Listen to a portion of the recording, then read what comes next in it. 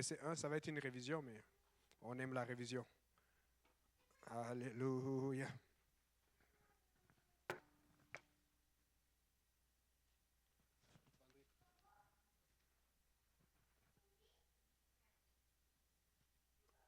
Un micro pour le... Merci, merci, merci, merci. Alléluia. Exode 3, 1. Moïse faisait paître le troupeau de Jéthro, son beau-père, Mhm. sacrificateur de Madian. Et il mena le troupeau derrière le désert et vint à la montagne de Dieu, à Horeb. L'ange de l'Éternel lui apparut dans une flamme de feu au milieu d'un buisson. Moïse regarda, et voici, le buisson était tout en feu, et le buisson ne se consumait point. Moïse dit, je veux me détourner pour voir quelle est cette grande vision, et pourquoi le buisson ne se consume point. L'Éternel vit qu'il se détournait pour voir, et Dieu l'appela du milieu du buisson et dit, Moïse, Moïse. Et il répondit, me voici. Dieu dit, n'approche pas d'ici, ôte tes souliers de tes pieds, car le lieu sur lequel tu te tiens est une terre sainte. Et il ajouta, je suis le Dieu de ton père, le Dieu d'Abraham, le Dieu d'Isaac et le Dieu de Jacob. Moïse se cacha le visage, car il craignait de regarder Dieu. L'Éternel dit, j'ai vu la souffrance de mon peuple qui est en Égypte, et j'ai entendu les cris que lui font pousser ses oppresseurs, car je connais ses douleurs. Je suis descendu pour le délivrer de la main des Égyptiens, et pour le faire monter de ce pays dans un bon et vaste pays, dans un pays où coule le lait et le miel, dans les lieux qu'habitent les Cananéens, les Hétiens, les Amoréens, les Phérésiens, les Éviens et les Jébusiens. Voici, les cris d'Israël sont venus jusqu'à moi, et j'ai vu l'oppression que leur font souffrir les Égyptiens. Maintenant, va, je t'enverrai auprès de Pharaon, et tu feras sortir d'Égypte mon peuple, les enfants d'Israël. Amen. Donc, dans cette même allocution, il dit, d'abord verset 7, il dit, j'ai entendu les cris que lui font pousser ses oppresseurs, car je connais ses douleurs. Amen. Et aussi plus loin,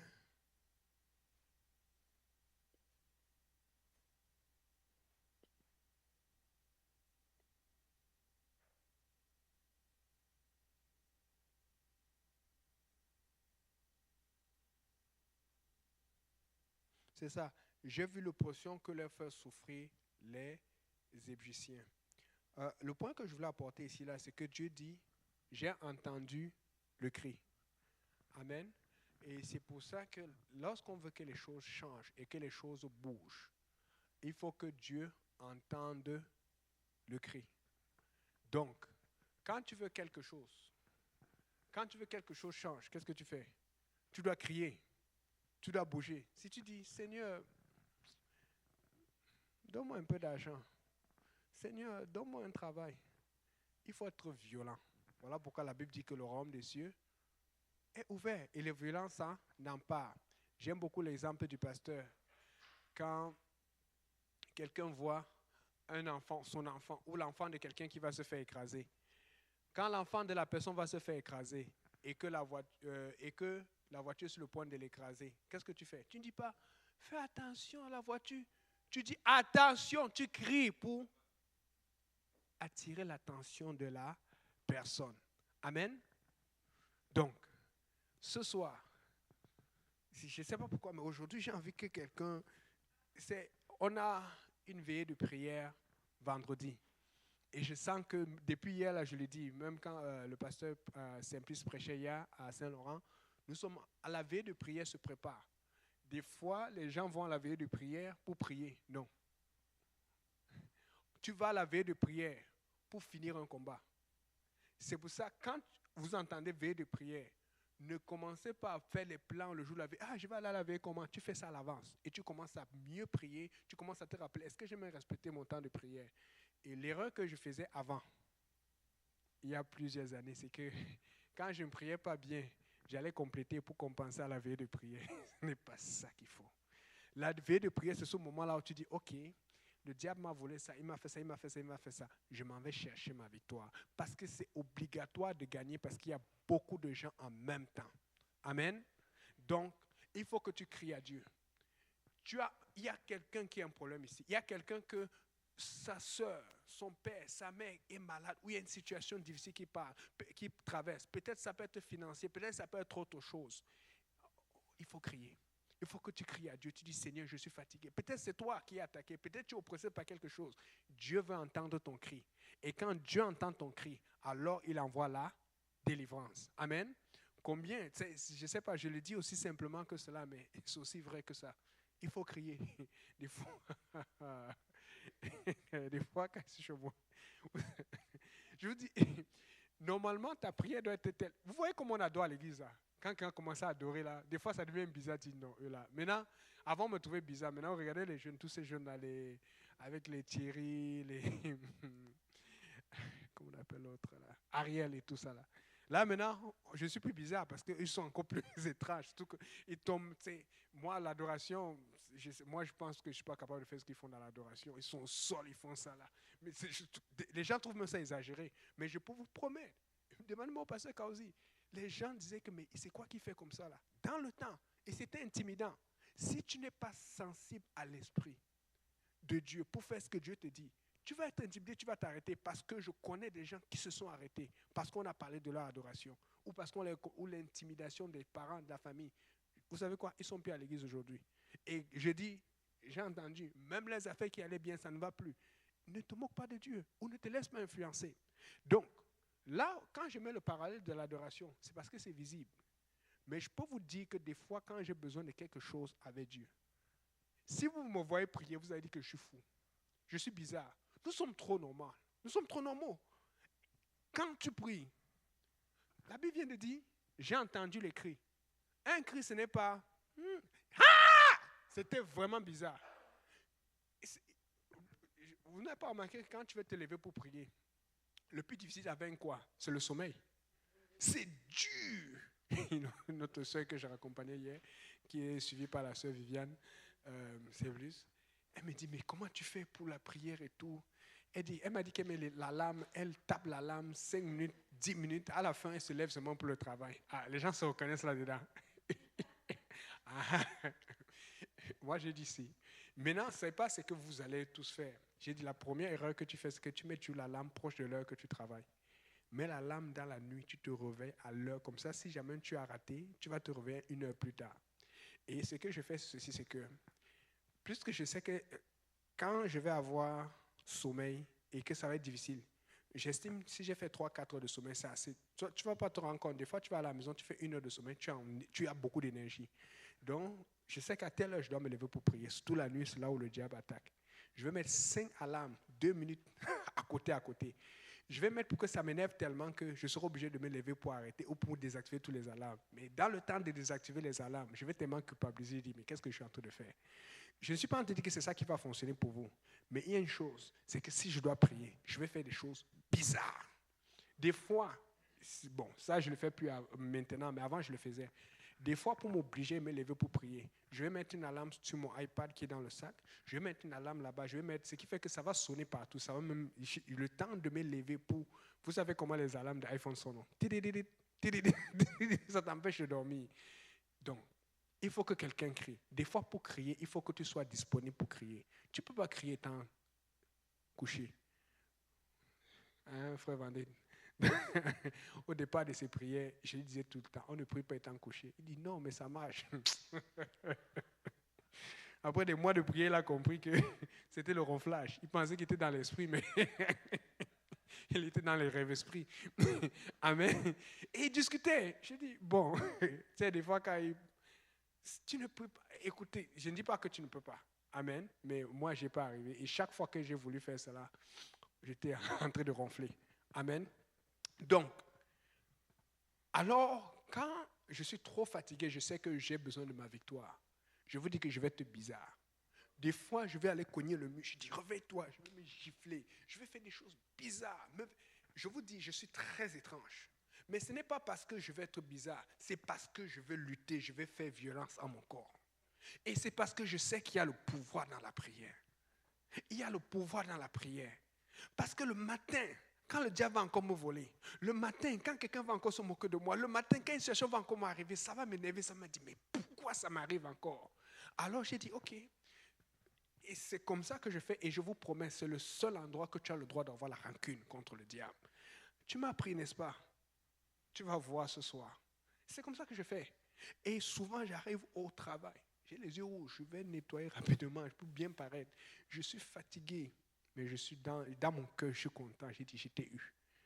Nous avons tellement de moyens d'avoir la victoire, mais nous passons à côté. Je vous promets, je vais être bizarre. Des fois, tu prends de l'eau ou tu prends des glaçons, tu mets un peu sur la tête. Il faut que tu sois bizarre. C'est ça que ça prend. Parce que le même diable va revenir demain. Il va encore te voler ta victoire. Il va encore faire du mal à tes proches et tout. À un moment, je dis, ça finit. Tu vas t'arrêter. Mais chaque fois, aidez-moi en prière, requête de prière. Je suis fatigué de donner les requêtes aux gens. Moi-même, je veux commencer à faire mes propres requêtes à Dieu. Il faut que Dieu entende ton cri. Vous savez, nous avons un potentiel. Nous avons un potentiel, mais nous ne l'utilisons pas. Tu as le Saint-Esprit. Des fois, je ne sais plus quoi dire. Je me suis levé, je vais dire, ça m'est arrivé récemment. J'étais sûr que j'allais prier pour telle personne qui m'a offensé, pour telle situation que la personne avait besoin. J'ai commencé à prier, le Seigneur a détourné l'attention. J'ai juste commencé à prier en langue. Et c'est dans la semaine que j'ai compris pourquoi Dieu me faisait prier. Des fois, le diable va t'attaquer avec quelque chose pour te distraire, parce qu'il veut faire plus mal. Te lever, ça te protège. Te lever, ça protège. Et ça fait que les gens vont même se lever pour prier aussi pour toi. Parce que souvent, Dieu va me faire prier pour des gens que je ne veux même pas prier. Mais il faut que tu pries. Amen. Je sens que je suis en train de prêcher sur la prière à quelqu'un. Et vous savez, le temps de prière vraiment que tu passes avec Dieu, comme le pasteur Kauzi dit souvent, c'est un 10-15 minutes où tu sens que Dieu t'a vraiment parlé. Mais pour avoir ces 10-15 minutes-là, c'est le combat. Il faut que tu travailles. Il faut que tu te battes. Des fois, je vais me lever 2 fois dans la nuit pour voir parce que je suis trop fatigué. Mais il faut que tu te battes. Tu ne peux plus dormir comme les gens de ce monde. Ton sommeil va changer. Tu vas voir là, tu étais bien fatigué, mais après tu te réveilles seul. C'est Dieu qui te réveille. Lève-toi, va prier. Tu étais correct, mais bizarrement, le soir, à une telle heure, tu as envie d'aller aux toilettes. Maintenant, tu vas venir aux toilettes, est-ce que tu as prié? Dieu va te donner tous les moyens. Je me rappelle, je faisais une étude biblique dans le temps avec une béninoise. Ça, c'était avant le temps de Palinda. Et tu pouvais sentir que Dieu l'appelait. C'est incroyable comment Dieu appelle les gens. Hein.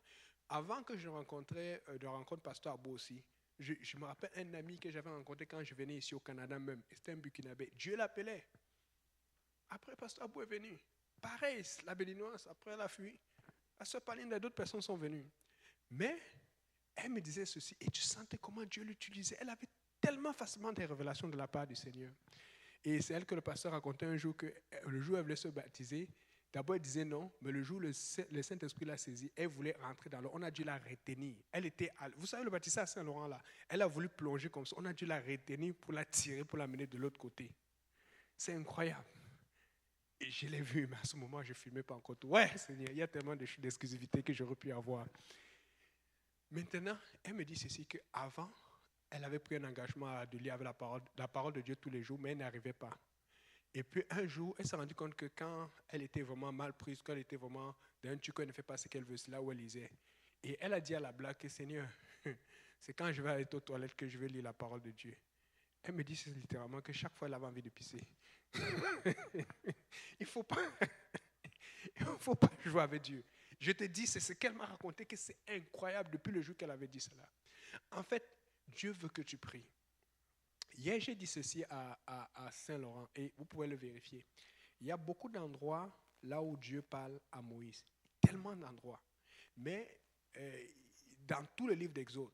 Mais si tu regardes Exode 6, ça dit l'Éternel dit à Moïse. Exode 7, verset 1, l'Éternel dit à Moïse. Vous pouvez vérifier. Exode 8, verset 1, l'Éternel dit à Moïse. Exode 9, verset 1, l'Éternel. Exode 10, Exode 14 à peu près. Maintenant, à l'intérieur de ça, il y a beaucoup d'endroits où la Bible dit l'Éternel dit à Moïse. En fait, ce que ça veut nous montrer, c'est que Dieu veut plus te parler que toi-même tu veux lui parler. Mais c'est parce que nous sommes tellement pris par ce monde, par des soucis. En fait, ton souci, c'est d'être proche de Dieu. Si tu es proche de Dieu et que tu as moins dormi, et que tu as moins mangé, que tu as moins fait, Dieu va arranger ta journée. Même si, écoute, si vraiment j'ai perdu un travail, si j'ai perdu une situation, si j'ai perdu une journée le lendemain parce que j'étais en train de prier, quel impact spirituel le temps que j'ai passé avec Dieu, ça va me donner la semaine prochaine.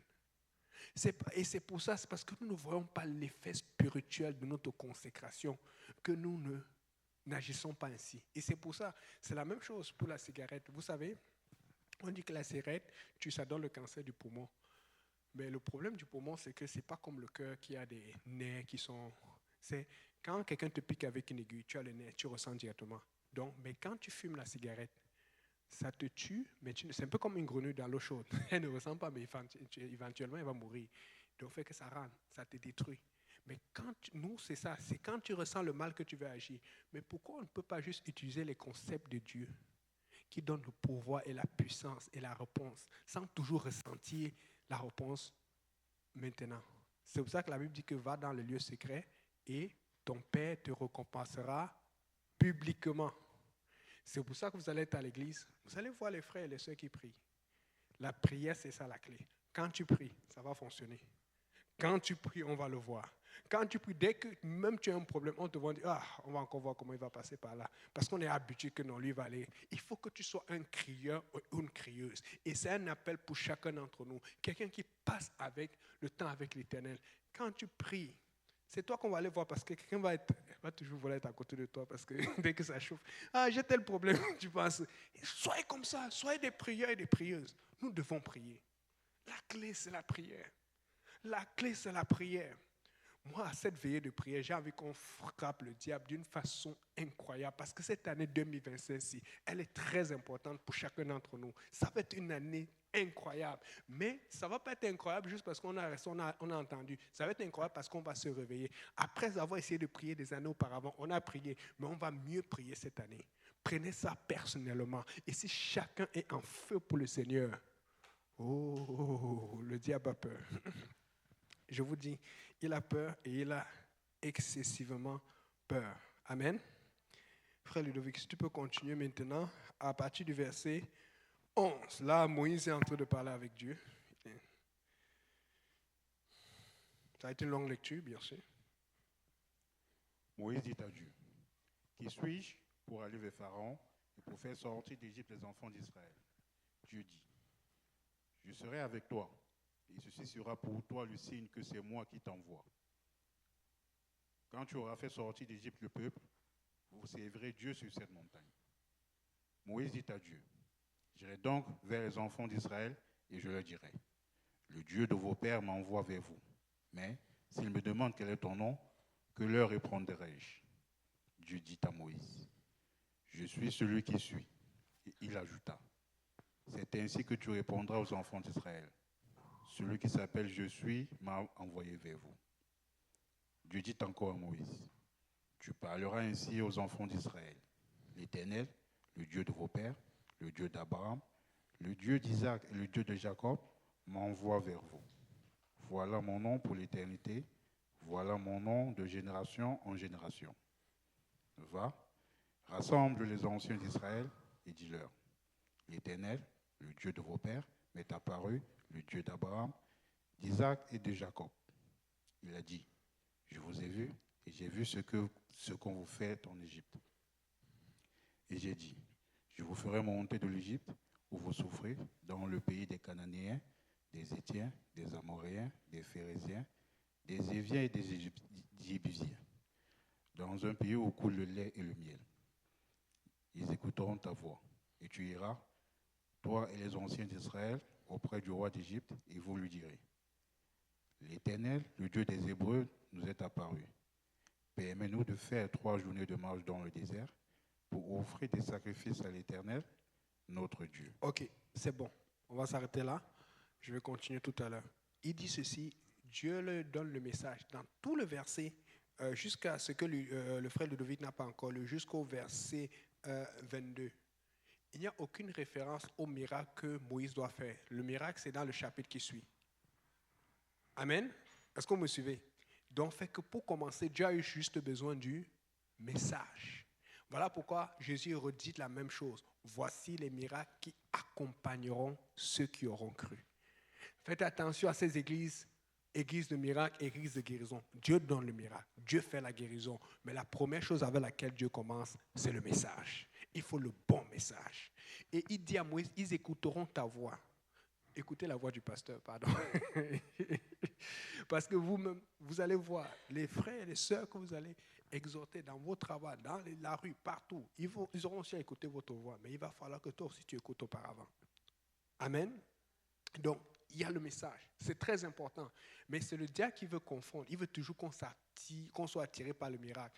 Parce que le problème, c'est si tu veux toujours le miracle et le jour où il n'y aura pas le miracle, tu vas faire comment?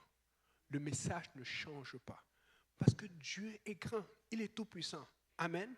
Maintenant, l'autre chose que le frère de David devait lire, mais moi je vais lire, ça c'est important. Verset 19, ça dit, « Je sais que le roi d'Égypte ne vous laissera point aller si ce n'est pas une main puissante. » Pourquoi j'insiste là-dessus? Parce qu'il y a beaucoup de gens qui ont souvent posé la question que mais Pharaon était condamné. Pharaon, c'est sûr que Dieu allait le tuer. Non, il vient de répéter. Parce que ce que Dieu sait, c'est la vérité. Amen. Amen. C'est Dieu qui le déclare. Parce que des fois, on pense comme si c'est le pasteur qui enseigne que non, Pharaon, ou tel. Non, Dieu n'est pas injuste. Dieu dit, je sais que Pharaon ne vous laisserait pas aller si ce n'est pas une main puissante. Donc, Dieu connaît déjà si ton ennemi va te lâcher ou non. Il connaît déjà ce que ça prend pour te délivrer. Mais au-delà de cela, toi, tu veux juste que Dieu te délivre. Mais tu ne vas jamais rien apprendre de Dieu. Alors, ce que Dieu veut faire, c'est t'apprendre sa parole, t'apprendre à lui faire confiance. Et puis, dans la délivrance, tu vas dire, oh, c'est juste ça qu'il fallait faire. Écoutez, est-ce que tu sais que chaque soir, tu as le potentiel d'avoir ta délivrance le lendemain? C'est pour ça qu'avec le pasteur K aussi, on est en train de vous crier tous les jours. Vous avez tout entre votre main. Le jour où tu as reçu le Saint-Esprit, tu as reçu une âme plus forte que l'âme atomique. Tu as reçu, et c'est pour ça que tout ce que le diable fait, c'est te fatiguer, t'épuiser, juste que tu ne passes pas trop de temps avec Dieu. Ou si tu pries, j'ai fait mon temps de prière, c'est fini. Il ne veut pas que tu sois intime, parce que tu deviens intime, ça dérange son ministère, ça dérange son royaume. Alors, qu'est-ce qu'on peut comprendre? On peut comprendre que les 10 plaies qu'il y a eu sur l'Égypte, c'est Dieu qui est dans sa grâce. Il dit, même si je sais que tu ne vas pas le faire, je vais quand même te donner une occasion de le faire. Voilà pourquoi il va envoyer le Nil rouge, les sauterelles, tout ça là. Il a fait 10 plaies. Mais la dernière plaie, il avait déjà dit, Moïse, prépare-toi, vous allez sortir. Parce qu'il savait ce que ça prend. Dieu sait ce que ça prend pour te délivrer. Mais avant que Dieu te délivre, toi-même rentre dans la chambre de prière. Commence à te fâcher. Je ne sais pas, je ne veux pas savoir, ne prenez pas des vidéos, ne montrez pas des photos, mais si tu arrives que tu es seul, commence à faire des choses bizarres. Parce que je peux vous dire que si vous me voyez quand je suis seul, je vous promets, vous allez dire que le gars est fou. C'est ça que ça prend. Des fois, je pense au moment où le diable m'énerve, je suis offensé, je dis, mais pourquoi ça ne marche pas? Pourquoi je suis irrité? Hey! Moi, dans la présence du Seigneur, regarde l'autre même, ça, on s'est moqué. Toutes ces choses-là, quand quelqu'un te moque de toi, il regarde, tel se moque de moi, il m'a mal parlé, Seigneur. Des fois, tu dis ce que tu vas faire pendant 1 heure, fais ça. Parle à Dieu. Quand tu as un ami intime ou une amie intime qui est ta meilleure amie, tu ne dis pas aussi des choses qui sont dans ton cœur, mais pourquoi tu ne peux pas parler à Dieu? Après, tu vas voir, quand tu as vidé ton cœur, Dieu va te donner la force de prier. Tu vas dire, Satan, à partir du moment où tu vas me laisser tranquille. Tu sors, des fois je sors, le jour même, tu sors, quelqu'un te voit, il veut fuir. Parce que l'Esprit du Seigneur t'éteint tellement sur toi. Chaque soir, parce qu'en journée, nous sommes au travail, nous sommes à l'école, nous sommes occupés. Chaque soir, tu as l'occasion de montrer au diable qui tu es, que tu es un enfant du Seigneur. Mais chaque soir, le diable vient te voler. Je vous dis, d'ici vendredi, les gens vont montrer au diable qui ils sont. D'ici ce vendredi, tu es en train de dire, Seigneur, j'attends ma réponse. La semaine prochaine, ta réponse commence maintenant. Au moment où tu écoutes ce message et tu prends un engagement. Ouais, Seigneur. Pourquoi on va revenir la semaine prochaine au Schlaga? Le diable t'a encore volé après une semaine, semaine après semaine. Moi, je veux ma victoire maintenant et je la veux maintenant. Je décide que ce soir, je commence à prier comme je n'ai jamais prié. Je décide que, et je sais de quoi je parle. Quand je préparais cet enseignement, j'ai tellement été attaqué, j'ai tellement été oppressé, parce que c'est ça qui libère. C'est ça qui libère. Je vous dis, et je vais vous donner un exemple. J'étais tellement fatigué, je me suis mis au sol. J'ai dit, je vais dormir au sol. Parce que c'est tellement inconfortable au sol. Parce qu'on est trop confortable ici, là. Il y a des missionnaires en Afrique qui n'arrivent pas à dormir, qui dorment mal. J'ai dit, ok, le lit, toi, tu vas rester là-bas. Moi, voici mon corps. Mon corps, c'est pour le sol.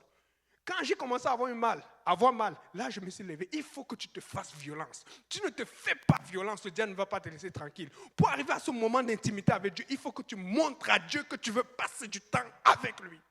Et le diable va te laisser tranquille. Soumettez-vous à Dieu et résistez. Et il fuira loin de vous. La Bible ne dit pas de vaincre le diable. La Bible dit de résister au diable. Tout ce que vous avez besoin, immigration, mariage, travail, c'est Dieu qui donne. Mais pourquoi le Seigneur est là au ciel maintenant? Il ne va pas me donner ça, alors que j'en ai besoin. Ce n'est pas Dieu qui décide, c'est toi qui décides. Parce qu'il a déjà dit que si tu le fais, il va te le donner. Je ne sais pas si quelqu'un me croit. Le Seigneur est là, il en a en abondance. Il en a en abondance. Et c'est ce que je dis tout le temps. Seigneur, si tu en as, pourquoi je n'en ai pas aussi? Pourquoi tu es là? Oh Seigneur. Et des fois, je fais attention quand je dis ça parce que les gens m'ont dit que c'est l'orgueil. Non, je ne connais aucune chose que j'ai demandé à Dieu, il ne m'a pas donné. Honnêtement. Alors maintenant, le Seigneur met la pression. Va prêcher ça aux autres pour qu'eux aussi aient la bénédiction. C'est la même chose que je peux me permettre. Je fais attention. Vous pouvez demander à Vendredi. Parce que si je le montre, ça va être la jalousie. C'est une chose, tu dois me faire attention.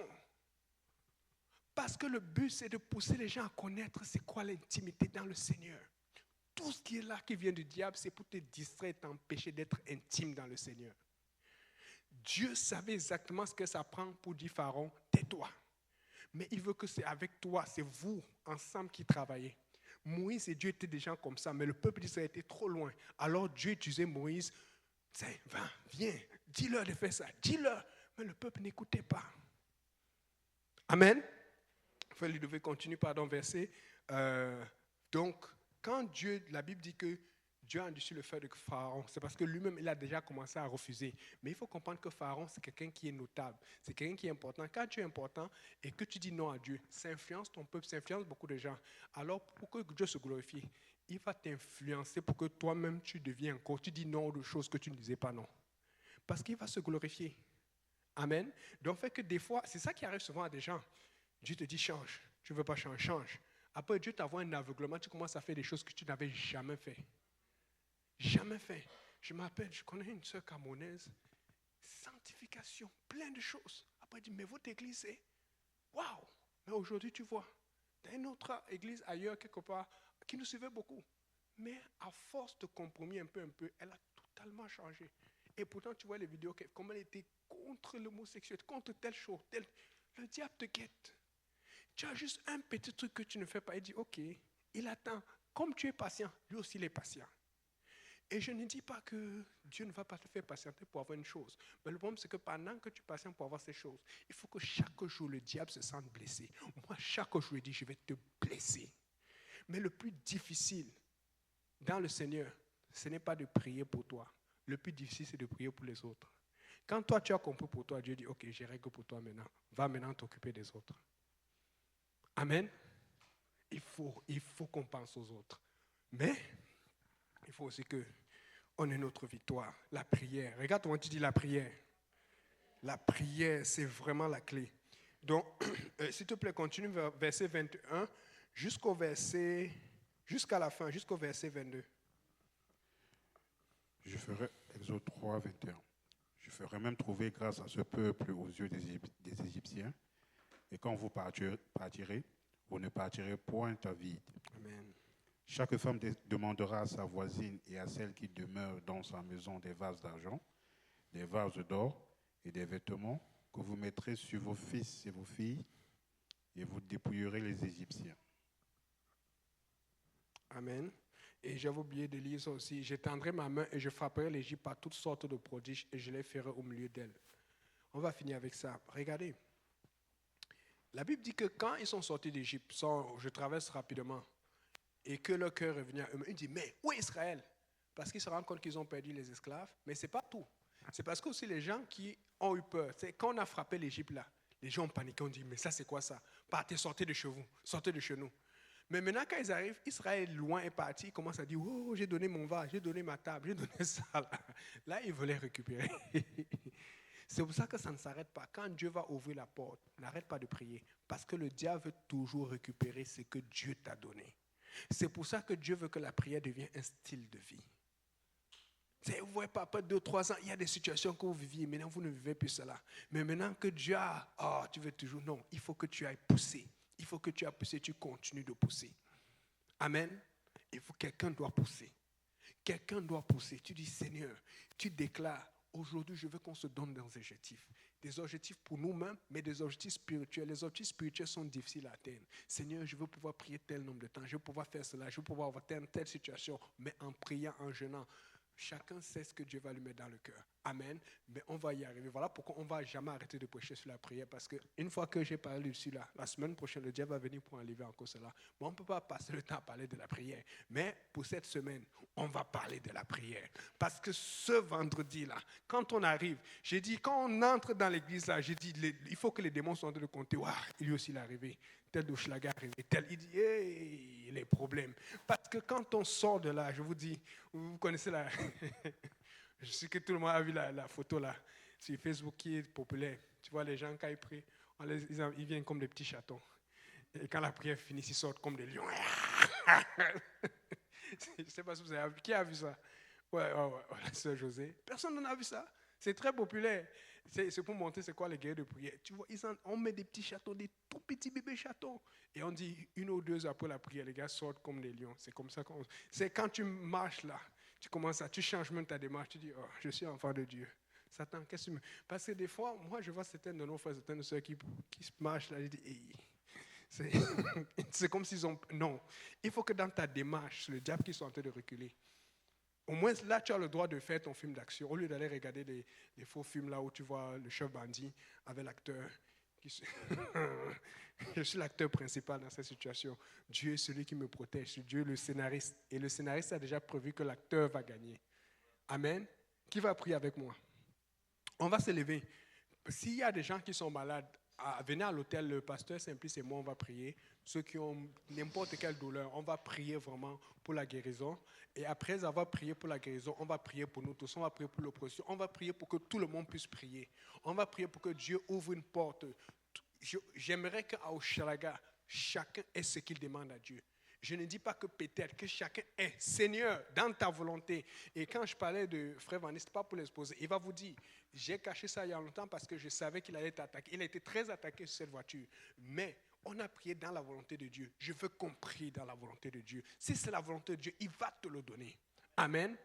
Il va te le donner, mais la volonté de Dieu, c'est d'abord que tu sois sauvé, que ta famille soit sauvée. S'il y a n'importe qui a quelqu'un de sa famille qui réclame-le aujourd'hui. Et n'arrête pas de prier pour cela. Mais ce soir, quand on arrive, si vous voulez, le groupe Zoom est toujours ouvert. Des fois, j'ai même des problèmes parce que j'ouvre ça, maintenant c'est vendredi, et ses amis qui sont là-dessus et tout. Mais c'est ça que je veux. Donnez-nous ce genre de problème, c'est ce qu'on est obligé de payer notre compte au Zoom. Bon, en fait, c'est pas payé, je dois upgrader, mais je n'ai pas envie d'upgrader. Là, c'est usable. J'aime ça, c'est pour ça qu'on a payé. Ça coûte quoi? Ça a monté, c'est comme maintenant 250, 200 quelque chose par an. Avant, c'était 220, mais avec les taxes, c'est chaud, les prix qui augmentent. Amen. Donc, approchez-vous avec la foi. Si quelqu'un est malade, quelqu'un a mal, on veut, Seigneur, pouvoir pour la guérison. Seigneur, une touche spéciale. Seigneur, une touche particulière.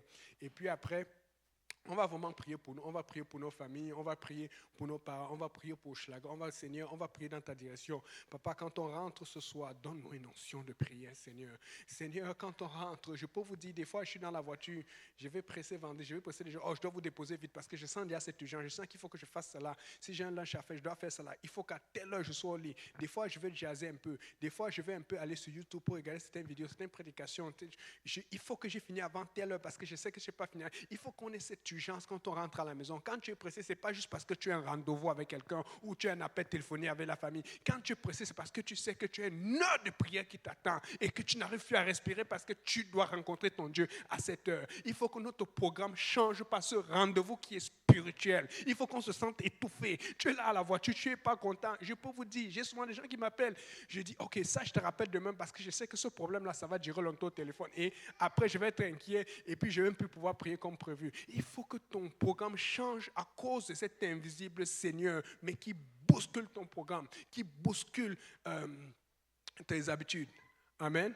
Alléluia. On va prier. Prions pour la sœur Jacqueline au nom de Jésus. Seigneur,